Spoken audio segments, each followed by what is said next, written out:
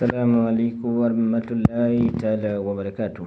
Basi kama ndio mara yako ya kwanza kuweza kuungana na mimi katika mwendelezo wa vipindi vyangu mbalimbali, basi kitu cha msingi ni kusubscribe. Hapo utagusa maneno mekundu moja kwa moja kengele yetu, hapo utaweza kuiboost na moja kwa moja utakuwa umeweza kuungana na mimi katika mwendelezo wa vipindi vyangu mbalimbali.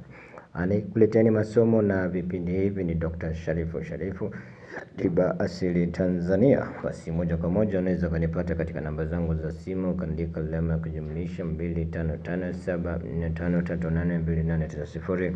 Namba unaweza kupata WhatsApp, pia unaweza kupata kwa email pia. Basi moja kwa moja, sitakuwa mwingi wa kuongea sana, unaweza kunipata WhatsApp, kwa email, katika mambo mbalimbali, katika kuweza kujulishana mawili matatu. Basi moja kwa moja, sitakuwa mwingi wa kukuchosha, nitakuwa na kuelekeza baadhi ya vitu ambavyo unaweza ukavitumia. Swala la kwanza nitaenda kuanza na swala la chumvi. Chumvi inatumika katika masuala mengi. Inatumika kufungua vifungo vilivyofungwa katika ndani ya mwili wako. Basi kitu cha kufanya, utachukua chumvi yako vizuri inshallah. Basi utatia katika maji yako, utakuwa unaogea asubuhi na jioni kwa muda wa siku 14. Sawa sawa, hiyo ni kwa ajili ya kuondosha mikosi kwa kutumia chumvi. Na kitu cha pili, utachukua chumvi yako katika masuala yako na kukua unaenda katika utafutaji, katika kuomba kazi, katika nini. Basi unafunga katika fundo, alafu unavalia katika soksi yako au kiatu chako katika mguu wa kushoto, unaenda katika kufanya kazi zako pia. Pia chumvi hiyo utaitumia katika mambo mengi. Unaweza ukaitumia kuchoma katika ndani kuleta mambo mazuri, na pia unaweza ukaitumia kwa ajili ya kuondosha vitu vibaya katika sehemu yako ya kazi, ukaweka katika kona za nyumba. Na pia ni nzuri, unaweza ukawekea katika kona za nyumba kufukuza ubaya. Hiyo ni namba nyingine pia. Na chumvi hiyo pia unaweza ukaitumia katika masuala ya kuchukua kwenye glasi, unaweka maji alafu unaweka uvunguni kwa ajili ya kuondosha mambo mabaya au vitu vichafu. Na ukiona dawa yoyote imeletwa baya, basi chukua chumvi yako, weka katika sehemu ambako umeona dawa chafu. Au katika kazi endi sawa sawa, chukua chumvi yako, dekia katika sehemu zako za kazi pia inshallah.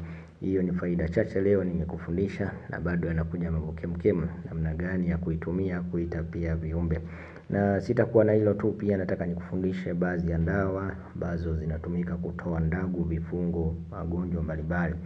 Nenda katafute dawa moja inaitwa Ngola, nenda katafute dawa mbili inaitwa Ngakama, nenda katafute ya tatu inaitwa Lueja Bugaga, nenda katafute nyingine inaitwa Daja, nenda katafute nyingine inaitwa Nkanya, Ntaligola, Kitanchagwa, Nyainga, Ndubi, Supata. Hizi zote utamikisha pamoja, basi mtu huyo atatumia kuwa anaogea au kujifukiza pia. Hiyo ni kitu ambacho nimekupa faida pia. Na kitu vingine nazidi kukuletea vitu vyenye faida katika dawa mbalimbali. Dawa zipo nyingi sana, naweza zikakuchosha. Leo ngoja nikuongezee dawa nyingine ya kifafa. Unaweza ukachukua dawa inaitwa Ndiga, Mwatia, Nengo, Gondakolomo. Kunywa kwa maji baridi 1 mara 3 kutwa. Basi mtu mwenye hiyo tenda kumsaidia pia. Dawa za kumtibu mtu aliyelogo, unaweza kutumia mbongolo pokonye, unaweza kutumia soma, unaweza kutumia losu, unaweza kutumia pilipili kichaa, utatumia kuvuta sigara pia kwa ajili ya kumtibu matatizo hayo.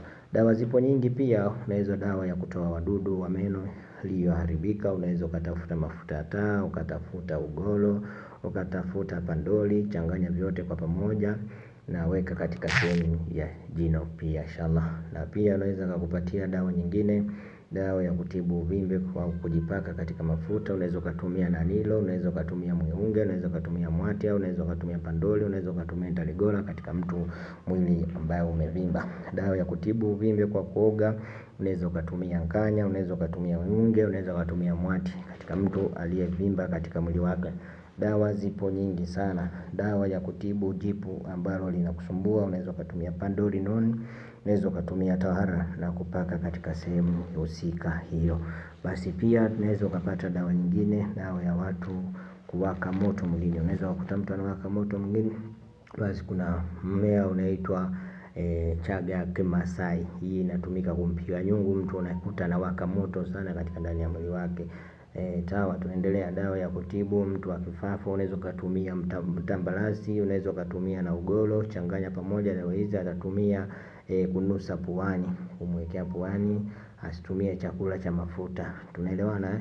basi vitu vipo vingi. Dawa kuchoma kumtoa mtu nyumbani, hizo katoa kumuondosha mtu au kumfukuza. Chukua minyaa fimbo mbili, chukua dawa moja inaitwa nyagani, basi tandika chini, choma kwa manuizi ya kumkimbiza huyo. Sasa hapa ninazidi kukudadavua, lakini utapata muendelezo wa vitu vingi ambavyo nataka nikuletee ili viweze kuwa faida kwako katika yule unanifuatilia. Dawa kutibu mtu wa kifua na moyo, chuma dawa inaitwa mlazalaza, unang'oa wote na unaponda ponda, unachanganya na mlungulungu na tangawizi, chemsha pamoja, kunywa moja mara 3 kutwa. Basi mtu mwenye tatizo la kifua na moyo atakuwa ameenda kupata nafuu. Dawa ya kutibu watoto wadogo kuvimba tumboni, chukua mti mmoja unaitwa sanamaki, majani yake unaponda ponda, unaloweka maji baridi, kumuoshea na kunywa, ataanza kualisha kidogo kidogo. Hiyo leo nimewapa faida chache sana, basi tutazidi kuendelea katika muendelezo wa vipindi vingine.